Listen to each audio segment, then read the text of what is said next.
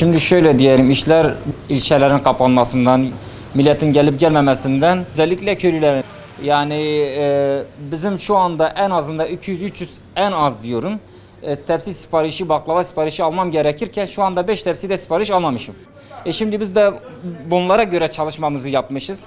Bu baklavalar dua ediyoruz nasıl olacak? Yani elimizde mi kalacak, satılacak mı? Ama görünüşe göre bunlar hepsi elimizde kalacak. Hazırlığımızı hepsini yapmışız.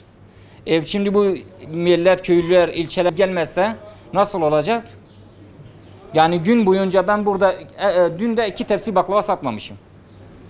Ya ki mesela merkezdedir, adam diyor ki her zaman tatlı bulunur ama şimdi ilçeler, köylüler gelip gitmediği sürece bizim işlerimiz onlara bağlı. Umudumuz zaten senede bir umudumuz var, o da bayramdan bayrama. Biz de tatlımızı ona göre, çeşitlerimizi siz de görüyorsunuz, ona göre yapıyoruz. Şimdi bunlar kimse çırşıya gelmezse, bunları almasa nasıl yapacağız? Şu anda görüyorsunuz siz, hepsi tezgah olduğu gibi duruyor. Şu anda bu dükkana 60 lira senede veriyoruz. Yani bu süreç içerisinde nasıl bu kirayı ödeyeceğiz? 2 milyar 100 lira elektrik faturası gelmiş. Şu anda 5-6 aile geçirmeyi sağlayan personel burada çalışıyor. Peki bu dükkan çalışmazsa, bir devlet katkısı olmasa nasıl olacak? Ben şu anda burada elemanım. Şu anda iş sahibi beni çıkartırsa ben kusura bakmam. Niye diyeceksin? Çünkü ben durumu görüyorum. Yani ben kendimden ziyade adama acıyorum. Söyleyecek bir kelime yok. Esnaf perişan, işçi perişan, herkes perişan. Burada çalıştığım ne ki, ben evime zorla bir ekmek götürüyorum ya da götüremiyorum.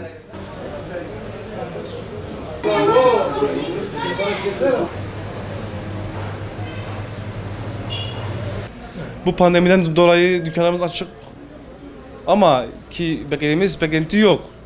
Yani geçen senelerden bayram siparişlerine yetişemiyorduk ama bu sene sipariş artık alamıyoruz.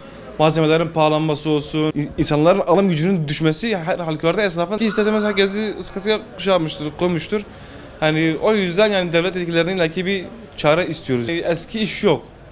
Hem pandemi hem fiyatların ani yükselişi, hani haddinden fazla yükselişi, yani bütün esnafın belini kırmış yani. Hani aldığım eşyanın aynısını aynı fiyata bir daha alamıyorum.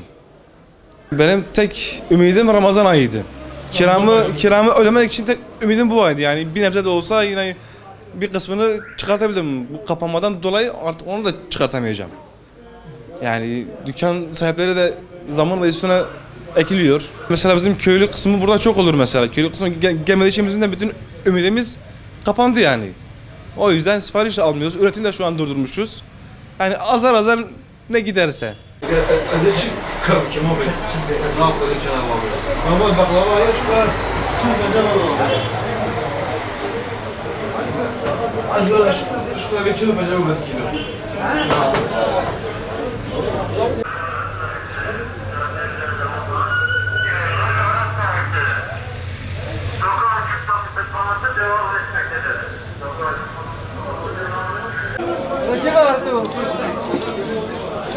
Kilo başına.